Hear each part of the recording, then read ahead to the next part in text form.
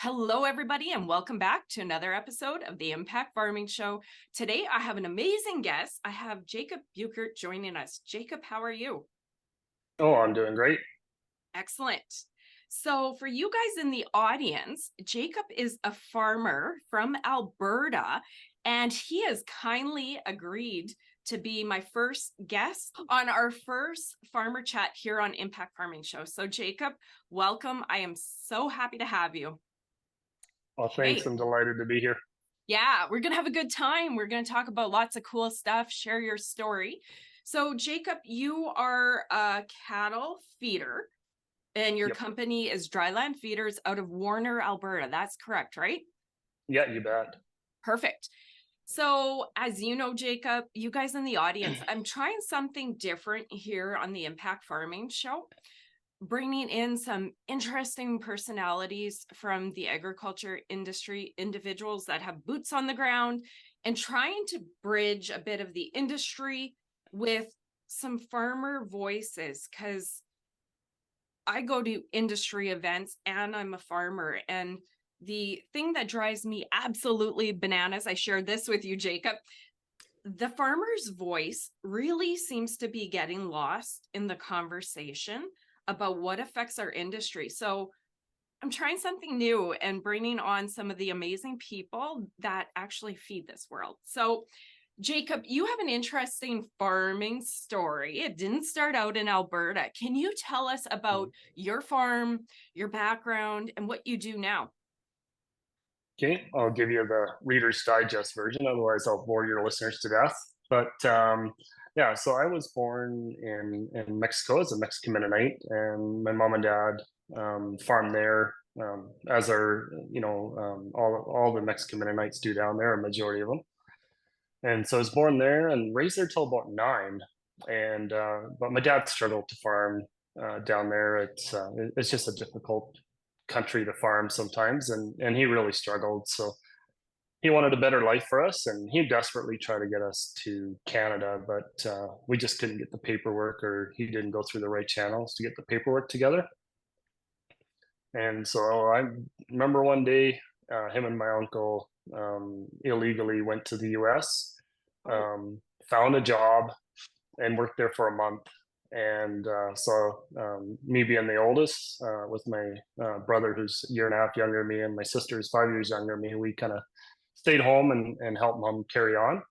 And for a month, they were gone. And I remember mom was just, really sad because she had no idea where he was. It wasn't like cell phones. We didn't text each other.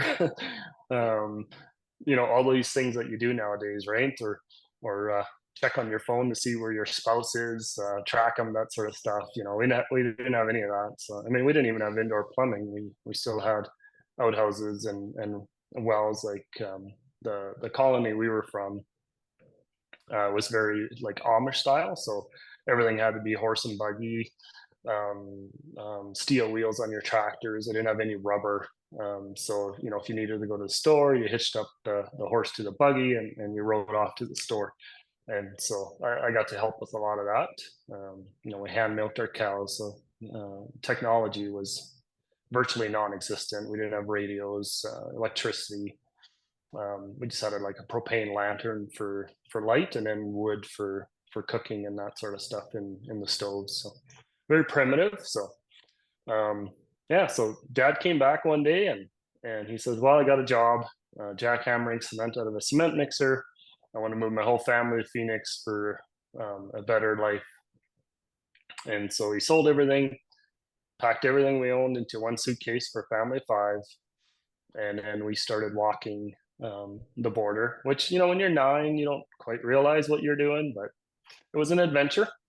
Um, we had to do it during the day because there was kids involved. They typically, my uncle and his family went as well. So there was, I think they had 5 kids. We had 3, so there was 8 kids involved at the time. So it was they snuck you across the border during the day, which is a lot harder to do than at night. So, and it took a lot longer. So we had to like run from mesquite bush to mesquite bush, crawl underneath the fence by the river, that sort of stuff. And it took all day. Like we started at dawn, and we never got to the other side until it was quite dark. And then they threw us in a 15-passenger van with no seats. We just all laid side by side like sardines. We're told to be quiet, and then they drove us till we got to Phoenix. And then they had the radio on static because they must have had, knowing now, at that time I didn't know, but they must have had like helicopters or something flying over that could pick up sound. And so we weren't allowed to talk and stuff. And so that was quite wild. That's great. Get to yeah, we get to Phoenix, and they put us up in a hotel to start with. I think Dad's boss must have paid. I don't know who paid for it, but I just know, we had never seen a TV, indoor plumbing. Um, I remember we were like discussing it, like, do you flush every time or only after you go number two, or like, how does this thing Right. work? Like, it was just Yeah. really different for us. And this is 1986, so it's not like it was forever ago, but Yeah. for us, it was, complete shock. And then looking back, what amazed me was like we didn't have anything to eat the first 2 days, and the maids actually got together and brought us bologna and bread. Wow. And at the time, that was just really nice of them, and we didn't think about it. But to think back now, they didn't have much themselves, and they took what little they had to feed us. So that was neat. But eventually, like Dad was able to get some money, and we are able to move into an apartment. Um, in the I don't know which part of Phoenix anymore. That's been a long time ago, but I just know that we got broken into, and the guy didn't take anything because we only owned 4 candles. Well, there's the upside, right? So. Yeah, but I don't know. It was as a kid, I always wondered like, how did my dad manage to, you know, take his whole family? And even to this day, like if somebody told me to do that with my kids, I don't know. Like there's so many uncertainties, so many safety concerns you would have that you just, That's gutsy. but yeah, so he was able to do that and eventually got a decent job on a farm, um, where he started at the bottom and worked his way up and into management after a couple of years there. And then we were able to all work on that farm, hoeing cotton. My In mom and I Phoenix? hoed cotton, yeah, in Phoenix. So Okay, cool. yeah, so mom and I would get up at 4, get out to the field as soon as we could see. We'd start hoeing cotton, and then about 1:30, it's too hot. You just can't be outside. You can't drink enough water to stay hydrated in the summer there. So like to hoe cotton. So we didn't do much of that. So and we did it for quite a few years. My brother and sister would play at the end of the rows, or sometimes you leave them home alone. Which, thinking back, what parent would do that nowadays? But we did a lot of things different back then. Yeah, you'd get reported if you did that nowadays. Yeah, so that was neat and interesting. Um, and then a lot of Mexicans worked at this farm where my dad was at, but my dad ended up continuing to get promoted. He worked hard. He was very honest. He was all about the company, and that really showed um, the confidence that the company had in him. So they kept promoting him to where he managed the whole farm, and it was a fairly significant farm that they had between cotton and hay and oats and whatnot that they grew. So, Hmm, and that's then eventually they actually helped us get our U.S. citizenship. So then at that time, I think if you're in the U.S. for 5 years illegally, and you could prove that, you can get a 5-year green card. And so they helped my dad get. We were only there 2 years at that time, and so they helped him get a green card. And then once my dad had his green card, then he, because my grandpa was born in Saskatchewan on my dad's side, so then he applied for Canadian citizenship through my grandpa, and then we had that within a short period of time. I don't know if it was 6 months or a year or something like that. So then we had our Canadian citizenship, and his dream was always to go to Canada. So then in 1989, we packed everything we owned again into a half ton this time, at least more than a suitcase. more than 4 candles. More than 4 candles, yeah. It Yay. wasn't much more, but it was a single cab short box Chevy. So my sister, my dad, and mom sat in the front seat. Everything we owned was in the front half of the box, and then my brother and I were in the back half of the box with the topper on it. We drove like that from Phoenix all the way to Canada. So, Amazing. um, and then yeah, we got to Canada, and my dad started working road construction. Didn't really like it, but ended up finding a job at a farm um, south of Burdett, where we sort of homesteaded our farm. And so he worked at the farm for quite a few years, and then I was 13 at the time. So then I started also working on different farms. But I don't know. I always liked school. Mm, okay. Um, I shouldn't. I like the idea of an education. I didn't really like school because when you're poor and Mennonite and you have three shirts, everybody notices and comments on it. So, so that part wasn't always fun. Um, it also helped that I was 6 feet tall since I was 12. So sometimes I just needed to look people in the eye and be like, "Are you sure you want to make that comment?" I Nice. wasn't really a fighter, but the odd time, you got to stand up for yourself. So, That is true. um, and so, but so Dad was always good about it. He never, he said, if you want to go to school, go to school. So most Mennonites at that time were quitting at 10, 12, 13 years old and working full time. And so I was trying to work full time and go to school, and to the best of my ability, and managed to graduate high school. First Mexican Mennonite in our area to do that, and I don't know how many followed me. It was a long time before somebody did. Um, but yeah, we had the opportunity to rent some land, and my dad, again, he doesn't, I don't know, throw caution to the wind. I don't know. Sometimes I ask him if he doesn't think of the consequences or he just goes for it, but maybe I'm the same way. But yeah, we had some land come up around there, and he was able to rent it on a crop share basis. So it was kind of funny. The first year, I think I was in grade 12.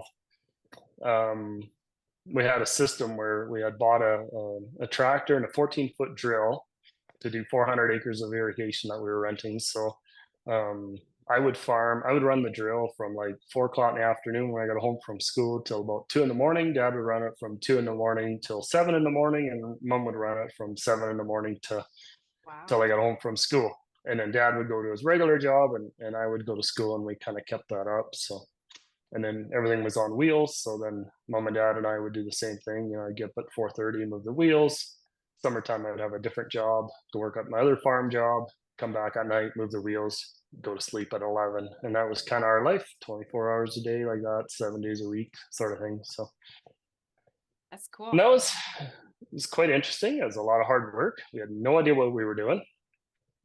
And it showed because, we weren't very profitable. We weren't sure if we wanted to keep doing it. But as I kept taking accounting classes in school, um, and worked at a guy with a small feedlot. I really enjoyed the cattle side of it. I enjoyed feeding and taking care of the cattle, but I always loved the number side of it more. And so I always did the books for our farm and applied for the bank loans. And it was probably 3 years out of high school. We were starting to build a little feedlot. We were feeding 600, 700 head of cattle at that time, Wow. and farming. We had rented a bit more land, so then at that point in time, we were farming 8 quarters of irrigation. And I said to my dad, "You know what? I need to go to college. If we're going to do all this, I need an education." And he's like, "Well, who's going to pay for it? And who's going to do the work while you're gone? And who's the girl you're chasing?" Those are the Oh, three questions he had. of course, right? There's got to be a girl involved. Right? Yeah. Always right. Yeah. Um, and he wasn't wrong. And I says, Okay. "Well, the farm, yeah." So Yeah. the farm's going to pay for it, and I said, "We'll make it work. Like we have to." And and that was very valuable. I didn't learn. I definitely spent more time in the bar than I did in the classroom. Um, That what hadn't had most much that's hadn't what had it's much about, isn't time to do that as a teenager. Yeah, exactly. it? So I went all out. Yeah. So, but learned just enough to kind of give us something. They got learn how to do cost accounting and really know my numbers, and that's what I've always loved. And so then we had bought a little bit of land. One lady that had rented us the land to start with, she was very determined to sell it to us, and she gave us a heck of a deal. Wow. And we were able to manage to buy it. And then from there, we just kind of slowly grew and got it to the point where we were almost bankrupt because we made bad decisions, and then found a way to get going again. I think we went trucking. We started hauling cattle in 2002 and 2001. I remember now, it was the day of 9/11. Dad and I were in the dealership looking for a truck, so we could haul cattle through the winter because we didn't have enough money to get through the winter. And so we ended up buying a truck, and then kind of 24 hours a day trucking. We would kind of take turns so we could each use the logbook time, but mostly Dad was doing the trucking, and then I was running the feedlot, which we'd grown to 1,100 head at that time, and then also had a night job running a skating rink, so where I could take my wife and my new baby.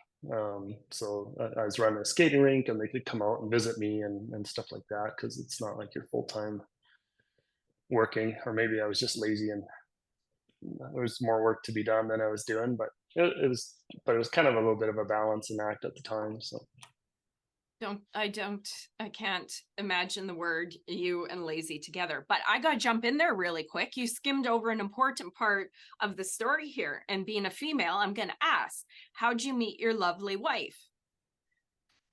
well, first day of class, no, second day of class. First day of class, they give us homework, Mhm. and I ended up meeting some buddies, and we ended up going to the bar.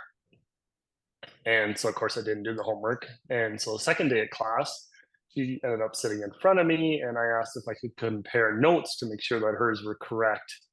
And she kind of laughed at me and handed the notes over anyways. So I don't know if it was my charm or whatever. So, but yeah, she ended up giving me the notes, and I was able to copy them quick so that I could, um, you know, hand it in. And so that's kind of how we met. And we didn't date the first year in college. We started dating the second year.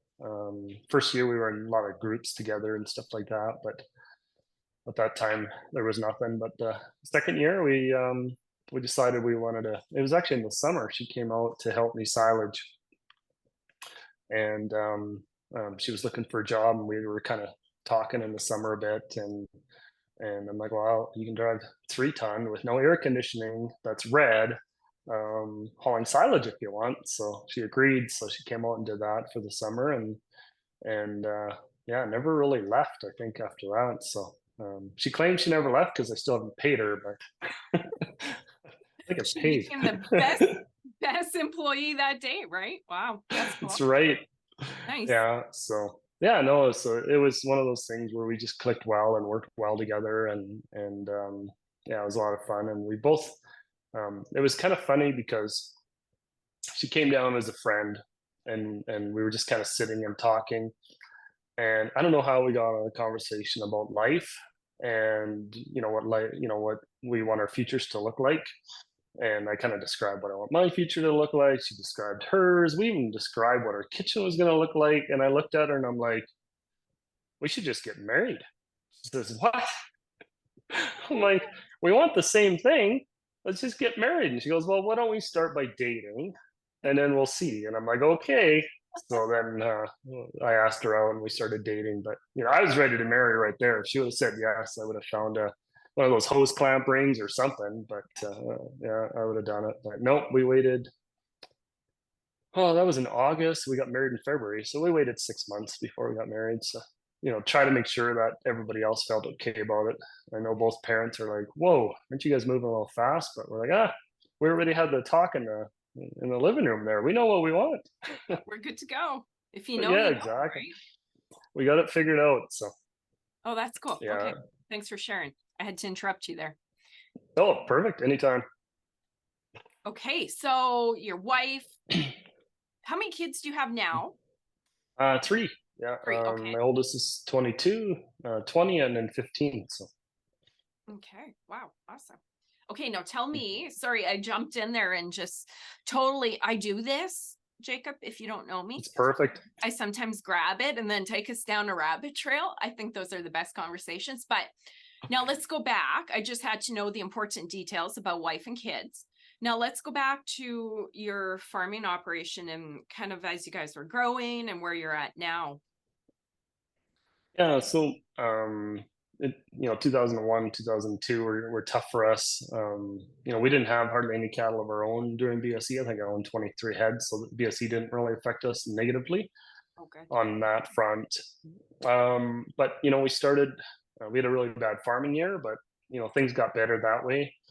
And then my dad started buying a lot of these cattle that nobody would buy at the auction market during BSE. And so, he would come home with a trailer load of longhorn cross cattle that he paid 5 cents a pound for, or some chronicky looking thing that he paid 10 cents a pound for. And I bet you we had like 200 of these things. And I'm like, I was feeding them, and I'm like, I want to close my eyes every time I drive by this pen. But it ended up being one of those things where the market kind of took off and the cattle actually did pretty good. And we did well on them. At the end of the day, I think we sold them for like 89 cents, and our average investment was like 25 cents, so it was a good deal. Nice. And so it was kind of addictive a little bit to me. It's like, ooh, buying cattle, selling them at a higher price and feeding them. And so I just kept doing more and more of that, and I really enjoyed it. So then from there we added some more pens and we took it to 4,000 head. 4,000, I think was our permit at that yard, and we were mostly backgrounding. And so then I started finishing a few and kind of growing it that way. And then we also our equipment was not really conducive for what we were doing, and we couldn't really afford good equipment. So then I had the idea that we should buy good equipment and then do custom work with it. So too cheap to hire a custom crew to come silage, but maybe I buy a good chopper and go silage for other people. So then 2006 we started a custom silaging business. And so we started doing that on the side. And then in the wintertime, we would build machinery like manure trailers, silage trailers, things like that in our shop. And then we would use them to haul our silage or manure. And then that business started growing continually well, today, I mean, we kind of took it to a level that we're comfortable with and quit expanding. But, today we still have 4 big choppers, um, 5 of our own trucks, and then we hire on, anywhere from 20, 25 trucks, depending on what we need. And we put up over 200,000 ton of silage. So we put up a lot of silage for feedlots. So we Nice. sort of did that in 2006, grew that, and then tried to rent more land, but commodity prices were getting good, and land was starting to get hard to come by. So we hunkered down with custom feeding, enjoyed that. Didn't really have the cash to own our own cattle. And I think we got to 2011. And at that time, I was still only a third shareholder in the company, and mom and dad were 2/3 because we started it all at the same time. And that's sort of how we did it. And, I said to my dad, I'd like to be 50-50 partners going forward. And dad's like, well, I don't know how much more I want to grow. I quit school at 9 years old, been working full time since then. You're taking us in a direction that's got a lot of risk, and I kind of don't know if I want to be part of that journey. So, says I like the shop because we were still building trailers and stuff at that time for other farms as well. Says I like the shop, I like the custom silaging part, and so we basically had an auction, and I took on all the debt and rented the land from dad. And my wife and I had bought some land of our own as well, and then rented all the stuff from the renters. And then I took over the farm in 2011 in the spring. And then so that was fun. So then now it's just my wife and I, running the farm, and a couple of employees and feeding cattle. And it was kind of freeing in a way because I decided I want to grow. And I already loved technology, so I was adopting a lot of technology at that point in time. We had computers in our feed trucks, computers in our barns when we were scanning all our cattle. I was really tracking the cost of everything. Like I could tell you to the dollar or to the penny what it costs us to get silage from this field versus that field because I like to know everything because should we be buying it from the neighbor instead of growing it ourselves and so on and so forth.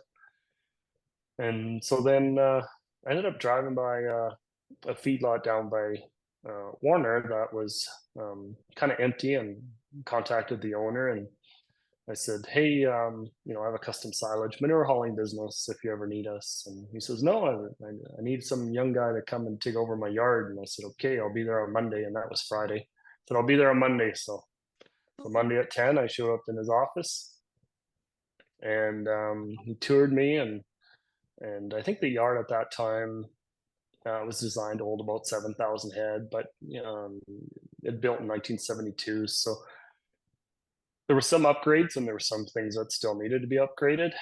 But I think he was to the point where he, again, like my dad, wasn't sure how much he wanted to invest in a feedlot and that side of it because it takes a lot of time, commitment, a lot of money, and it's a year-round stressful job for the most part. So he gave me a price. Went home, I thought about it, and I came back. I think the next Monday and signed on the dotted line and started putting cattle on that feedlot. So, um, yeah, we ended up taking, today where we're at now with that feedlot, we grew it to 18,000.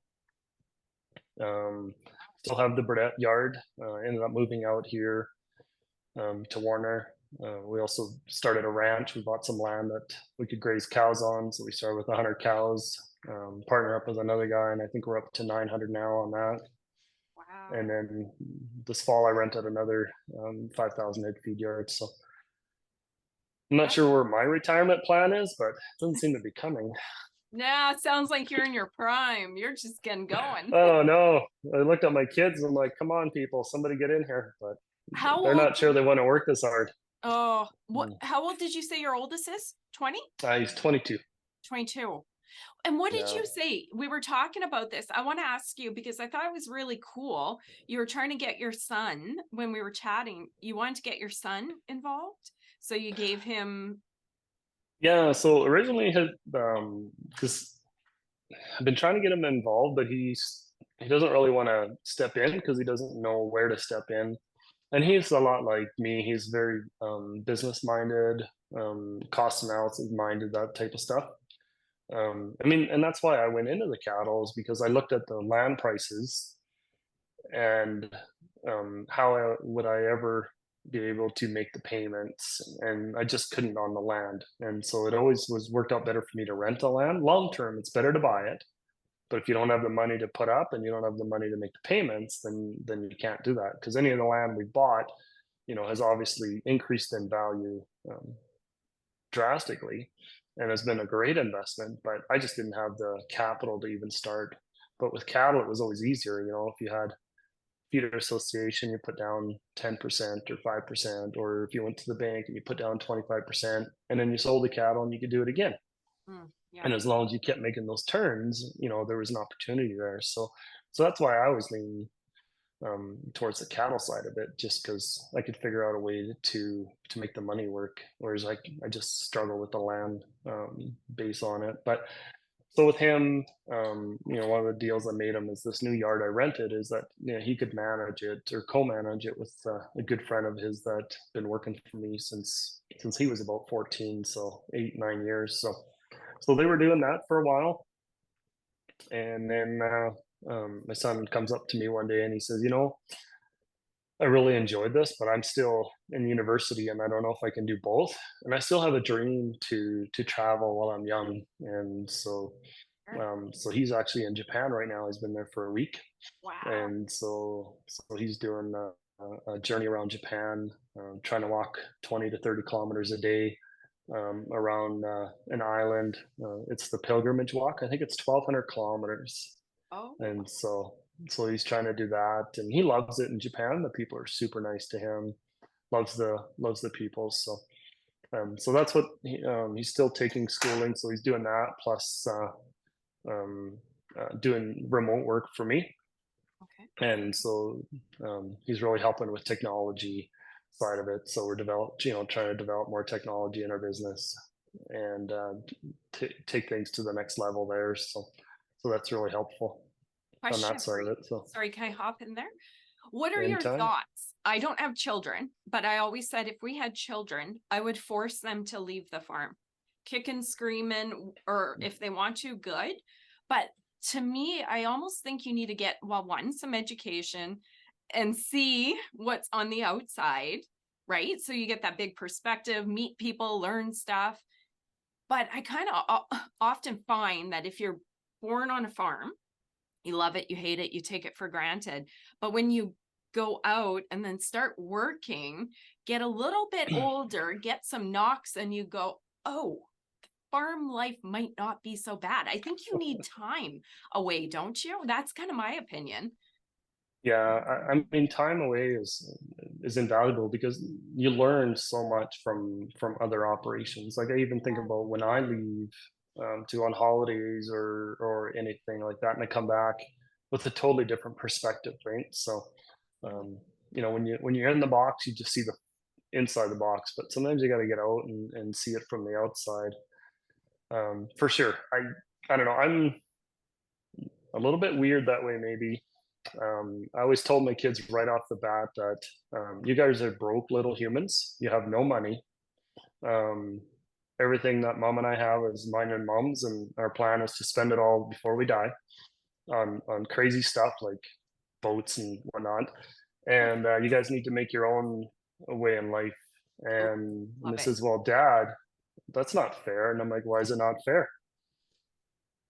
Yeah. It And I said, I'm not saying that to be mean. I said, I'm saying that because I want you guys to figure out your passion and your drive and chase it. Life is so short. Yeah. I don't want you to come and farm because I farm. I don't want you to take over anything that I do because I do it. I want you to find whatever that is. And if you come to me and say, you know what, I want to pump gas. I love pumping gas. Well, fine. Pump gas. I have no issue with that. But just whatever you do, make sure you love it and put some passion into it, and you'll be fine. But I never wanted my kids to take over the business. Like I've never ever grown it for that reason. I do this because this is what I love to do. Is why I get up in the morning. It's not because I want them to do it. And with college, same thing. I told them right off the bat when they were little is I'll match every dollar you guys make and save for university because I'd love it if you graduated debt free. And we had a lot of those discussions. And my son was good. He saved all his birthday money, 4-H money, any summer money. I mean, he'd put it all away. And then when he went to university, he'd always hand me a bill. He says, "Here's your 50%." And a few times he's like, I don't know what I'm going to do this summer. I don't know if I want to work or if I'm going to take out a student loan. And then he's like, if I work and I make $20 an hour, I'm actually making 40 because then you're going to match it. So Clever. because Clever kid. yeah. Yeah. So he's like, I better just work. Yeah. Mhm. And my daughters are the same way. My middle child, she took 2 years off out of high school because she didn't have any money and she didn't really want to, again, have a student loan. So she took 2 years off, worked, saved, now started her she's going down, she loves kids and wants to teach, and especially on like junior high or elementary, sorry, kindergarten, grade one, that type of stuff. So she's in her first year of college for teaching, and she loves it. And then my youngest, I don't know, some days she wants to be a vet, some days she wants to take over and make this thing way bigger than I ever did. And but who knows? It's like I said, I didn't build it for them. I go to work because I enjoy it. So I agree. And again, I always say I don't have kids. I'm not allowed an opinion. That's what they say, but it's true. We've had the similar to you, we farmed with Anthony's parents, but we bought our own land, all our machinery. We started doing our own thing pretty quick, right? Taking on that debt, being self-sufficient, just kind of like you grew with your dad. And I always say, and I grew this media company. We're one of the largest agriculture media companies in Canada. I grew it 100% congratulations, by good myself. job. Thank you. I'm not saying that to do this, but I'm No, just, no, I know. Yeah, no, and thank you. I appreciate that. But I find as much as maybe it's horrible and like heartbreaking and stressful as we're going through and growing, but I look back and sometimes I envy those early days. Like the struggle is the journey. And Yeah. I always said to Anthony, if we were to have kids, they weren't going to be handed everything, because the hard knocks, the pain, like you have all that struggle, but that's where the win and the growth and the development is. I would never want to rob my children, my pretend children, I would never want to rob them of that journey, because I think, if my opinion, and again, it's hard to get started, but a flex, not just here's a farm, have at her. Yeah. You have no business skills and you don't know what you're doing, but have at her.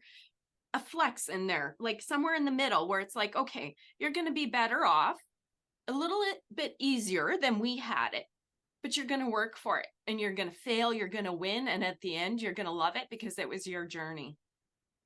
That's kind of Yeah, my no, take. for sure. And Yeah. it's 100% right. The hard part is withholding from your loved ones. You know what I mean? Like, because I agree with you 100%, and I try to do that as much as possible. Yeah. But you go somewhere with your kid, and they're like, "Hey, Dad, can you buy me this? It would make me so happy." And then you're like, "Man, I really want to see my kid happy," and then you buy it or something like that. And later on, you're like, "Ah, that kid." I hear you. Totally see me coming, but that's the hard part. That's the Yeah. reality side of having kids, is that we know what we should do. We don't always do what we should do, but I think that's life too. So I'm a big talker because I don't have kids. I sound like a million right, now, but I'd be like, okay, fine, yeah, fine. yeah, Sure, you no, want and that quarter of I land? think we're all Fine. like that. Yeah, exactly. So Oh, um, cool. That's awesome. Jacob, you were withholding from me. I got part of your story the first time we chatted, and it was interesting the first time I heard your like elevator story, but this is amazing. I want to say this, and I think it's a compliment, but you guys are almost a rags to, I don't want to say this for both ends, but rags to riches. I mean, you guys have done so well coming from where you did and just grinding it out and doing this. Not everybody achieves that. That's amazing. Your dad, you, your mom, all of you guys. no, I mean, we've been super blessed, and um, I don't know. I think I attribute a lot of it to um, my dad always taught us hard work, Yeah. right? And if you want it, you got to work for it. Nobody's going to give it to you, and that's true. A lot of people work really hard, but there's also that whole where you got to learn to leverage your time and leverage yourself and what you do. And so you can work really hard at something and not make any money doing it. Or you can work really hard at something and start making some money doing it. And it's all how you leverage yourself and your time. I think people sometimes forget to value themselves enough, or don't know how to, or are afraid to, and that sort of stuff. I know a lot of people that are so much smarter than me that just never really went into business because they don't like business and stuff like that. And I think that's what I've always appreciated about Canada, is that even guys like me can be successful in a business, right? So Yeah. Well, and fear too. Your dad made some pretty big, here bold moves there that not a lot of people would make. Like that's gutsy. Is your dad still with you guys? he is, yeah, Okay. yeah. No, he's got his own small farm. Like him and mom run 100 cows. They do it every day together. They're Wow. starting to slow down for sure. And but it's funny because he still lives on the homestead where I run the feedlot, and he still likes to call me to tell me my employees are slacking, or they're doing good, or they're not picking up the twine quick enough, Nice. or whatever it is. So it's Okay. good and bad, but he's still being a dad. He's like, Yeah. you know what? If it was me, this is what I would do. And I'm like, I appreciate your opinion, but it Thank doesn't you. matter. Yeah. He hates when I say that. Oh, okay. I didn't know if he had passed away or if he was still around. No, I no, mom and dad are still kicking, Oh, so that's great. with Yeah. You that. know what? So Fear is I mean, as farmers, we make bold moves, right? And we operate in a lot of uncertainty all the time. It takes a lot of For sure. courage, guts, persistence to continue on and make those big moves, right? Yeah. I have a question for you. I'm going to do a very blanket statement question. What were some of the biggest challenges, wins? I'm going to add regrets. Big blanket statement question, something where you think back and you go, wow, that was a pinnacle moment. Wow, oh my gosh, that just about broke me. Or wow, looking back and you go, should have. So take that wherever you want to. I'm curious to ask that question to you. Um, you know, it's hard, and this will be a whole nother episode if you're ever bored. But the hardest thing in my life that ever happened is when my daughter was 5. I accidentally ran her over with my pickup, and we ended up spending 80 days at the children's hospital. Kind of when we were growing the business, 2009. So just before my wife and I went on our own, and I learned more from that 80 days in my life than I ever have. And it's funny because she's 20 now, so it's 15 years ago, and her and have a close relationship, and we talk sometimes. And I says, I could never take that moment back because I don't know if either one of us would be where we're at today if it wasn't for that moment. As hard as it was, we learned more about life, our family, and God than we could have ever imagined in that. And so I think Amen. in life, um, we need to appreciate the hard times because those are the ones that teach us, those are the ones that mold us, and those are the ones that grow us. And that's an area I don't think we spend enough time at. We're always so excited about when we hit the finish line, but most of the time we just have pride at the finish line, and so and pride doesn't serve us well. So I think that would be my answer to that. I don't know if I answered it correctly, but You took my breath away. Where do I go from there? I wasn't expecting that. I thought you'd say, I regret not picking up this piece of land that I should have. Okay, Jacob, can you give me a second here to have coffee and figure out where we go? Wow, that's amazing. And sort of picking up on that too. I'm 41 and I, for some reason, this is very open and honest. For some reason, last year or two, I've really slowed down physically, mentally, just more in that thinking. I'm not running as much in my business and traveling. So naturally yeah, slowed down, thinking more. And then you start to go into that regret, right? And the why did I? And the why did I? And I should have, and I should have. And don't get me wrong, beautiful life. Love it. But you start doing regret and you're like, no, you can't. You can't.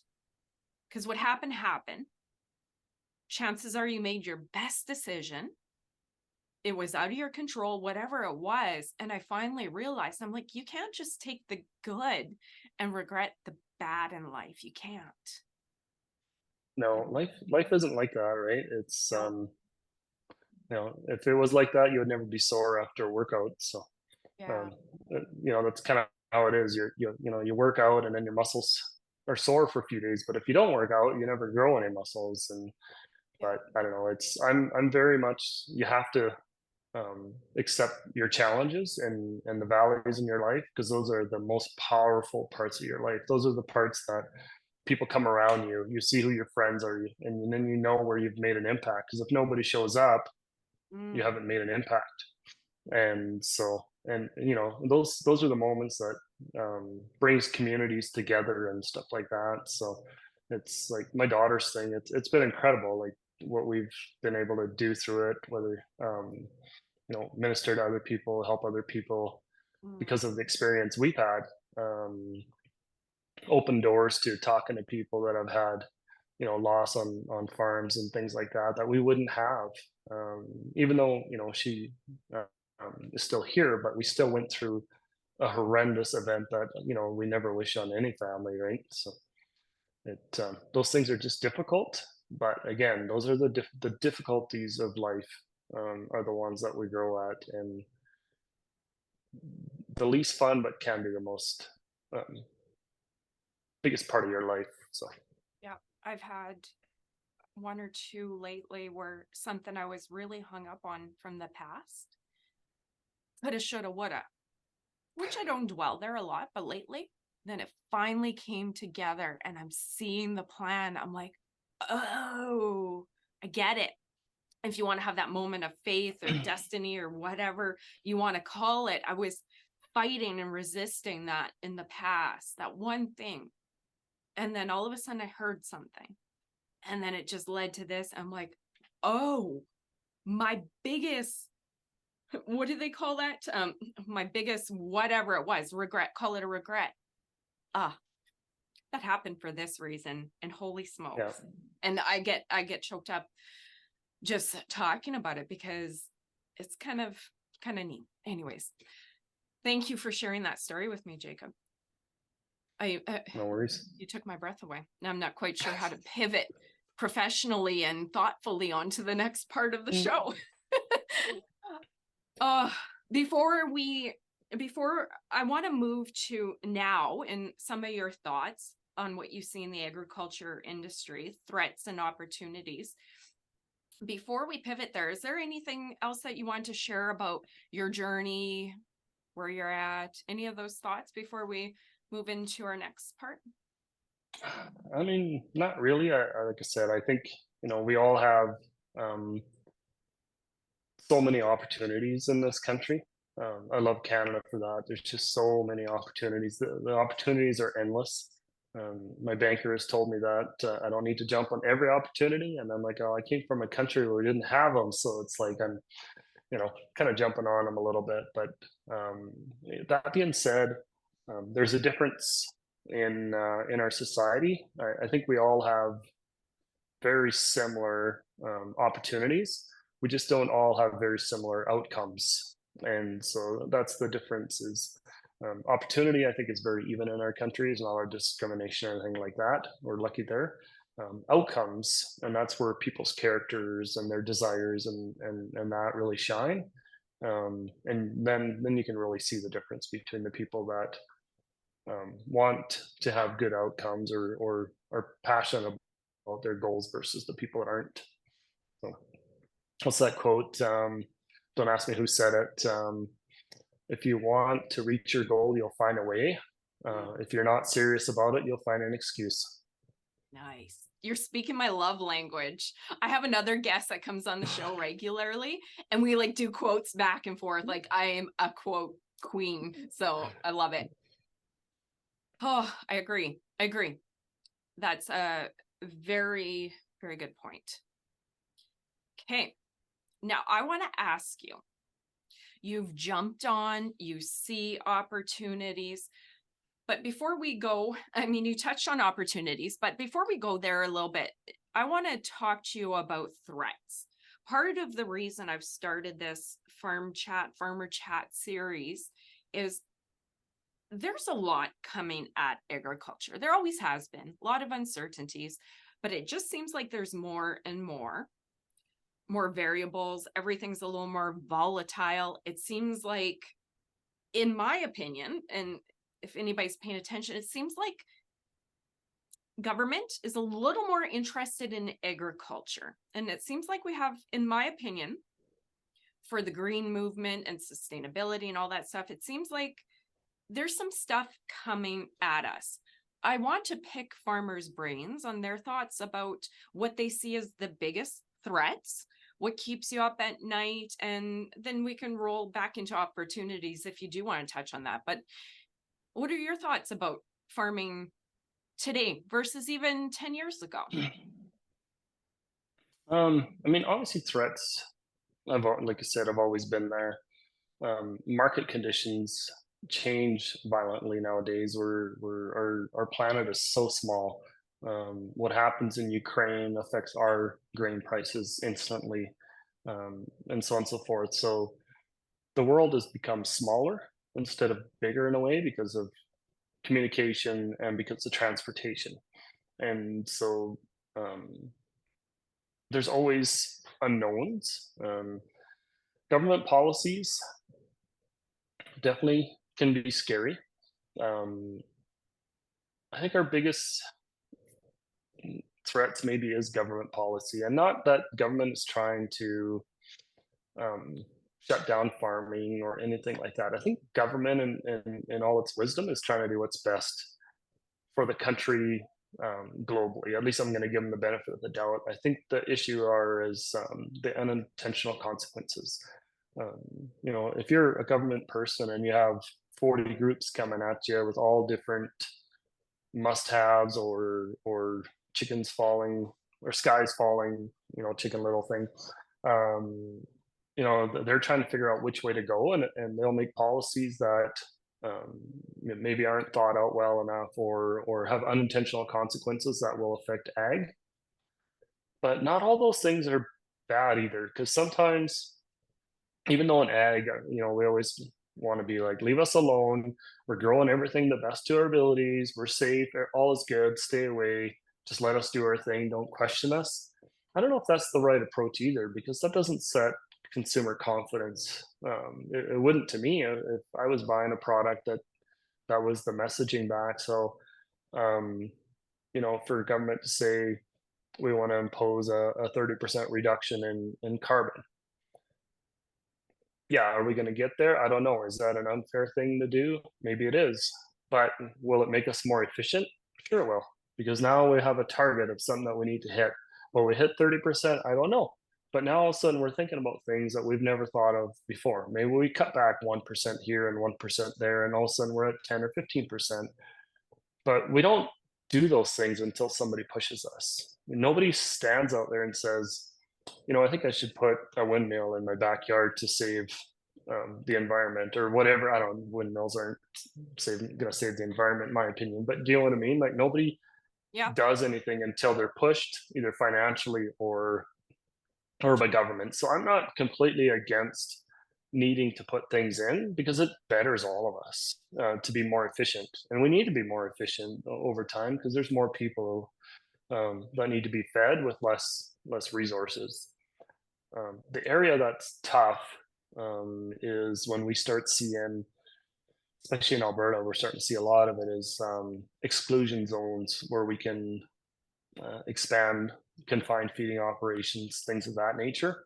Those things are really hard, because now we're starting to say where we can and cannot farm Mm. for different reasons. Some of it maybe is good if we're getting too close to a town and the town's growing. We need to be cognizant of that. Why build a big near the city of Calgary if it's going to continue to expand?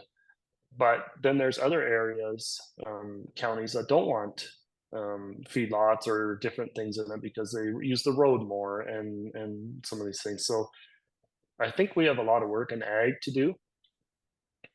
As much as I disagree with supply management for a lot of reasons that we don't want to get into, but milk does a really, really good job of promoting itself. The rest of ag, we're always on the defensive. We're always trying to defend ourselves, defend what we're doing, defend. We need to be proactive. We need to now tell our good story in the same way, and take a little bit of money and run some campaigns and share the good news with people, because there is a ton of things that we do that are really good that most people don't know. Because the average person in the city still thinks we have a pitchfork and suspenders, I think. So, and I You think don't? that's the opportunity that we have. You don't? is I still do when I go help Anthony in the evenings. Come on. pitchfork. Yeah. Uh, Wow. but Depending what Anthony's making me mad about, right? exactly. But I mean, I think we just take a look at whatever's coming our way as a challenge, and what are the positives from it? What can we learn from it? Where are the areas that we do need to, and change? And for the most part, and I deal quite a bit with government. and the chair of the Alberta Cattle Feeders Association currently, so I was actually in Edmonton all last week talking to ag minister and quite a few of the other ministers about different things. And they're very receptive when you come with a positive message and with solutions. But there's not much they can do when you just come to bitch Yeah. or ask for money or that kind of stuff. And I don't think it's government's job to keep farming going. That's our job. So, I don't know. Did I answer that at all? Yeah, that was a beautiful answer and very balanced. I'm curious as I have these conversations with all different personalities, outlooks, situations, experiences. I'm curious what I'm going to hear, but that was very balanced. I like that. Yeah. I didn't take a side. I know. Yeah, that was nice. No, very nice. Nice answer. And you answered my next question perfectly. What should our industry be doing differently? And you suggested a few things right in there. If you want to touch on that, go ahead. I just think we need to continue to be offensive. Um, Yeah. on Yeah. the offensive, not offensive, but you know, we should be learning to plug commercials and developing farming games that kids can play in school and stuff like that. So Nice. I like it. Okay. I want to switch gears again, unless you have anything that you want to add to threats, opportunities, what our industry should be doing different. If there's anything you want to add there, please feel free to. I mean, we can make a whole topic out of that. So Yes, we could. I could do for how I have this episode planned out and the things I want to ask you. It's technically like 3 episodes. It's like, Jacob, tell me your story from here to where you are now. Like, that's a perfect episode. And we could go deeper. And then threats, opportunities, what we should do different. And then I want to wrap up with a few things. I love that you shared your personal story, and that's amazing. But I want to ask you a little bit about some mindset stuff because I find as a business owner that obviously our mindset affects our way we perceive, the way we act. It just determines our reality, right? So I'm bringing more and more of that into our episodes because I think it's important. So the next thing I want to move into is ask you a little bit about some personal questions, kind of like a rapid fire question and oh, answer. nice. You're good for that? If I'll do my best. You'll do amazing. Okay, so I'm a reader and I like asking this. If you're not a reader, you can answer with a book or a seminar, whatever the case is. But what is a book that has most impacted your life? Well, I mean, outside of the Bible, I will say good Mennonite. So the Bible's got to be my number one answer. I'm going to get clubbed.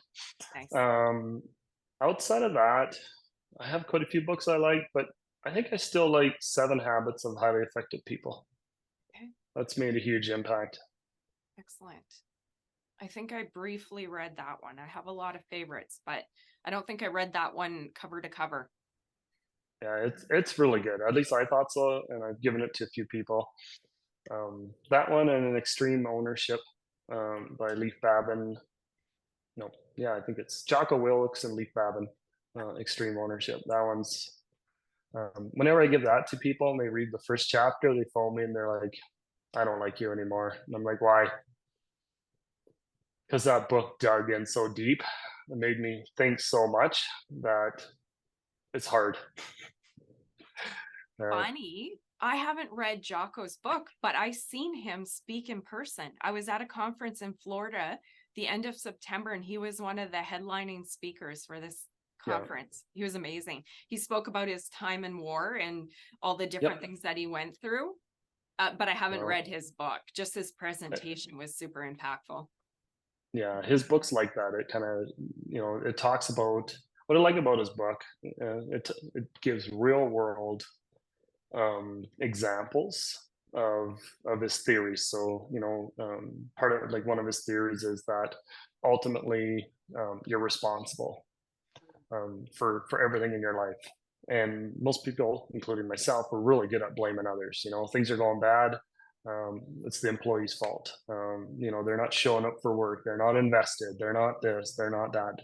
And I hear that all the time from people. I can't get good employees and da da da. What I realize is that it's not the employee's fault. It's your fault. And it's easy to say, but once you figure out how it's your fault, and not necessarily your fault, but it's your responsibility to make sure that they perform. And you haven't put proper guidelines in, you haven't done proper training and all these things, because most people actually want to perform Mm. given the right things. And what's nice about that book is he gives real life examples when they were in Iraq of how all this stuff goes down. And it's pretty hard to be like, yeah, but that's not going to work on real life. And then he gives all these examples of how they did it, and it's like, oh crap, I got no excuses left. But yeah, no, that's a pretty impactful book. I've given it to a few people. Um, yeah, it's good. I'm gonna have to add that to the list. I am really big on audiobooks when I'm Yeah, driving, me too. but I haven't been Yeah. driving as much. And YouTube, watching YouTube videos too. There's so much good stuff. Oh, there's an endless supply of good stuff. I know. I'll admit I have an addiction. You know what that is? Books. It's probably more a good addiction to have if you're going to have one, but it can be overwhelming at times. There's so much amazing knowledge out there, just all in books. And what did I heard somebody say in a book, actually? David Chilton, I think it's The Latte Factor. Everything you need to know about finances and becoming well off financially can be found in books, but yet 97% of the population won't pick up a book to learn that stuff. Isn't Yeah. that unbelievable? Well, that's for anything in life. You want to know how to parent. You want to know how to be a better husband or a better wife, or anything in business. Want to learn how to get along with people, or you can find it all in books. Somebody's written about it. Most books are just regurgitated information of stuff we've already been shared with, and now it's new because they put a tiny spin on it. So, um, have you ever read? Now I'm not gonna think of it. My gosh. Okay, keep asking questions and then I'll tell you who it Then is it'll because come up. I went blank. Yeah, I went blank there. And I can't even jog your memory. I was going to say, keep on talking, hint, and I might pick up. I've read a lot of books. Okay, so the next one I want to ask you was best advice you've received, and I'm going to follow that up with worst advice you've received because I think good advice is amazing, but often people will say stuff to us with best intentions for them to you, and you may listen and it might set you down a bad path. So I never used to ask that one, but I want to hear best advice and worst advice. Hmm. If you have one that comes to mind. Yeah, I think the best advice, I'm sure I've got a lot of great advice, but the one that I regurgitate over and over on is make sure your business can run without you. Mm, And that's been very good advice for me. I try never to, if my business depends on me being here all the time, then my business is in trouble because sooner or later I'm going to burn out or I'm going to need a holiday and then things aren't going to work. So I have to set my business up in a way that I'm just the visionary and I create the vision and then I have people that carry out that vision, that catch that vision and then carry it out. And obviously I'm in a large business now. We have 30 some employees, so it's a little different than if you're by yourself. yeah, If you're a business owner and sole proprietor, obviously this isn't going to work for you. But for me personally, that's been my biggest takeaway is that I need to make sure my business can run without me, and that's helped me growing because it gives me a lot of free time to think. And then I always drive by something like, "Ooh, I could make a business out of that," and then I pick something else up. So that's also bad because I also own the gas station now and a few other things that I shouldn't talk about. But too much time and in then, life, right? You make more yeah, work like, for yourself. well, that's part of the problem. But like I said, I love what I do. Nice. My son and I have talked about it, and he says, I want to enjoy my life, and I said, I do enjoy my life. I love going to work. I love having a meeting with the crew and inspiring them and seeing where I can make their lives better and so on and so forth. And he's starting to get that because he always just saw me going to work, but he's starting to realize that work isn't work.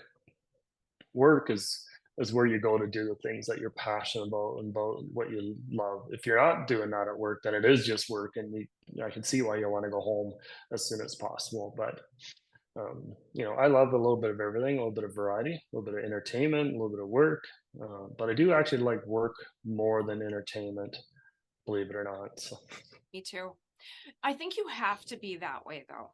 as a farmer, a business owner, because if you don't want to work, you're not going to have the ambition or the vision to see it through, right?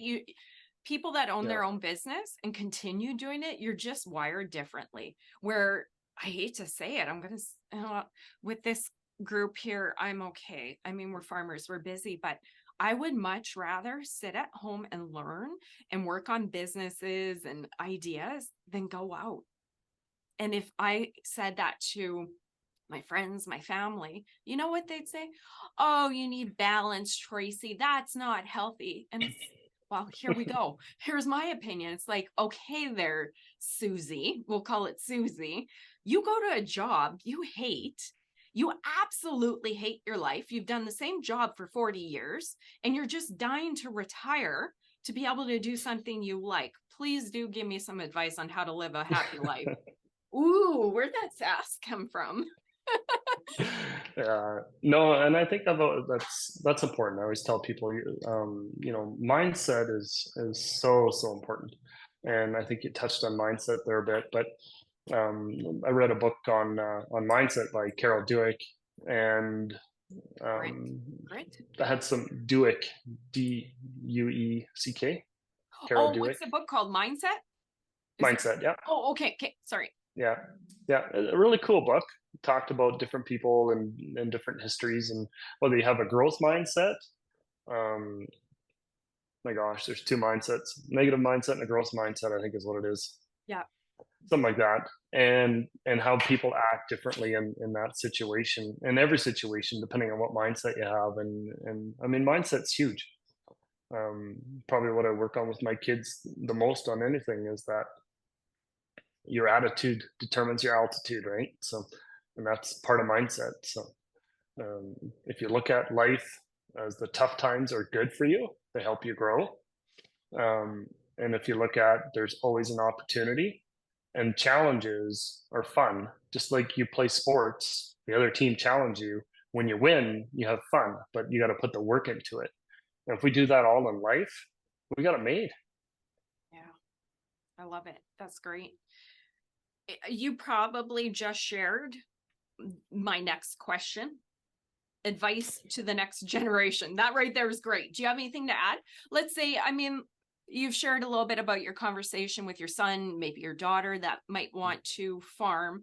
You've shared some amazing advice throughout this, but let's say your son was to sit down and say, Dad, I don't know what to do with my life. Can you share some of that wisdom, those hard knocks with me? Oh, I don't know about if I have wisdom, but honestly, I still opportunity. The opportunity in this country is still beyond amazing.